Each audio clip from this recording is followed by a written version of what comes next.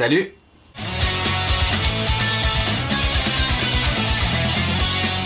Alors tu l'auras bien compris, aujourd'hui on va parler du masque au Japon. Et je te parle pas du masque d'Halloween que t'as oublié d'enlever depuis la dernière fête. Non, je te parle bien du masque de chirurgien. Alors monsieur Dupont, un petit toucher rectal aujourd'hui? Ah bordel, ça fait mal ce truc. Alors si le but principal du masque c'était bien d'éviter les microbes, aujourd'hui on a carrément changé de truc et c'est devenu un habit à part entière. J'ai changé ma couleur de cheveux, t'as vu? Ouh. Oui je sais, on s'en balèque. Alors en tout cas pour moi il y a clairement plusieurs catégories de personnes qui portent le masque et je pense que je vais essayer de toutes te les citer dans cette vidéo. Alors c'est sûr que si t'es allergique aux bananes, c'est pas un masque qui va arrêter tes allergies. Coucou les filles, alors aujourd'hui on va réaliser ensemble le défi de manger une banane avec un masque. Oh, ça ne marche pas très bien on dirait.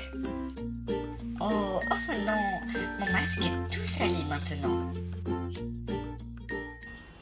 Quoique. Ouais bah désolé, je l'ai ouverte maintenant, je vais pas la gâcher. Non, je parle bien ici des gens qui sont allergiques au pollen, aux graminées et autres choses lors de la floraison des fleurs.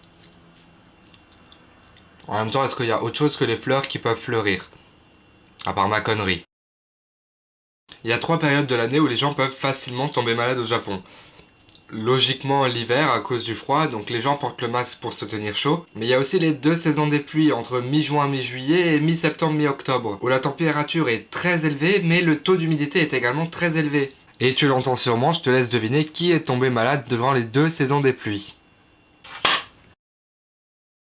Alors oui, en tant qu'Européen, tu t'imagines bien que pour toi, le masque, ça va être d'éviter d'attraper les microbes des autres. Pense bien au fait qu'on est dans un pays où le respect est poussé à l'extrême. Ici, tu penses d'abord aux autres avant de penser à toi. Et le masque n'est non pas fait pour éviter d'attraper les microbes des autres, mais que toi, tu ne refiles pas tes microbes aux autres. Ça s'appelle l'esprit de communauté. Alors la 4e catégorie s'adresse principalement aux filles, du genre je mets mon masque et je rentre dans ma bulle, ne me faites pas chier ou je vous lâche un coup de ninjutsu dans les dents. Le masque est aussi utilisé pour se fondre dans la masse et pour passer un peu incognito, du genre je suis pas d'humeur aujourd'hui, viens pas me faire chier.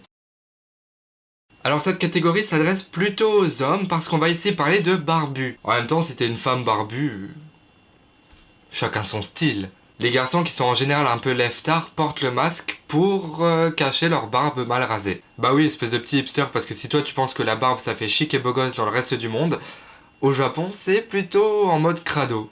C'est pareil pour les filles qui ont la flemme de se maquiller le bas du visage. En gros, elles se maquillent juste les yeux, elles mettent un masque et en haut elles ressemblent à Angelina Jolie et en bas ça ressemble plutôt à Gollum.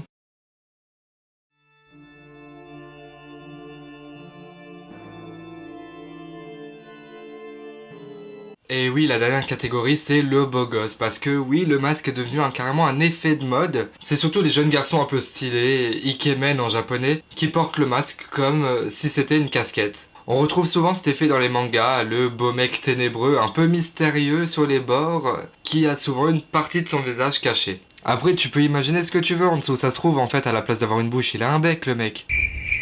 C'est le cas, par exemple, de Kakashi Hatake dans Naruto, qui a, à vrai dire, même pas qu'un masque. En fait, il a un masque et un œil caché. En fait, le gars, on voit que 20% de son visage. Nani? Bonjour, alors moi c'est Kakashi Hatake, ma profession c'est ninja, et je suis là pour pécho des filles. Non, ce n'est pas une chaussette, c'est un bandeau ninja. Voilà, c'est tout pour aujourd'hui. Si toi aussi t'as kiffé cette vidéo, n'hésite pas à lâcher un pouce bleu, abonne-toi et partage cette vidéo. Et tu peux aussi me suivre sur les réseaux sociaux tels que Facebook et Instagram. Je te mets tous les liens en barre d'infos ci-dessous. Il me reste plus qu'à vous dire ciao les reporters.